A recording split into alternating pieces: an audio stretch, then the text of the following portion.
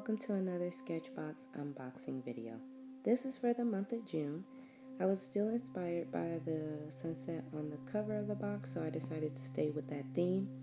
Shout out to the artist of the month because they did the skin perfectly in their picture. So let's jump right in and see what I got. Nice, a custom Ampersand Aquabord 3x8. Oh, not so nice. A Kuretake Sig H2O brush long detailer. You guys, help me out with this water brush stuff. I don't know why I can't figure it out. Then we have a Kuretake Sig Hikkei Fude pen, 4 of the Winsor and Newton Cotman 8mm watercolor paints, and then last but not least, the Holbein Artist Watercolor in Jaune number 2. Now here's a fun fact. This is the 42nd time I've recorded the audio. I live in the worst spot to try to make videos because I live right in the city, so it's literally noise nonstop, and I live just a few minutes from the airport, so there's just planes and things going nonstop. And if you remember in my past videos, my beloved fridge that just hums relentlessly. So sorry for the poor audio. I just don't have any more patience or time to record this video. It's already over 3 months late, so let's just work it out.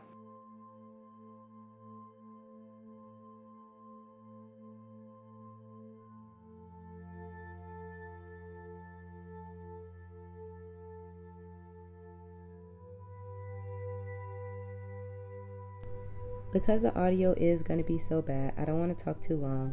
Actually, I'm just going to focus on the watercolors and the Fude pen. So pretty much the Newton Cotman, the Winsor and Newton Cotman and the Holbein watercolors, I would put them on the same scale because they were both of high caliber. I loved them so much, and I'm definitely going to use them again. One thing that I really loved about them was that they weren't as watery as all my other watercolor paints, so they really did stay where I put the paint or where I put the water, and they didn't get murky or muddy.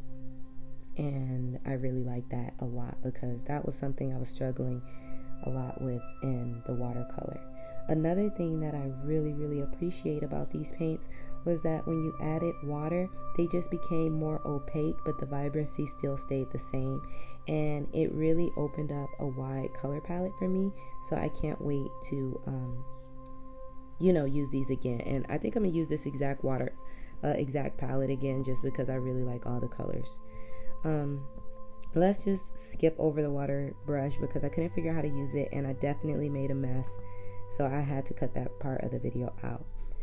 And let's jump over to the pen. So the pen, I love it, you guys. Love it, because it wasn't streaky like a Sharpie, and when it dried, the color was still very dark. It didn't get gray or like washed out, and I felt like I had a lot of control when I was writing and drawing, so definitely going to use this again. I don't know about use it as a line brush per se, but I think I'll definitely use it more with some more of my paintings.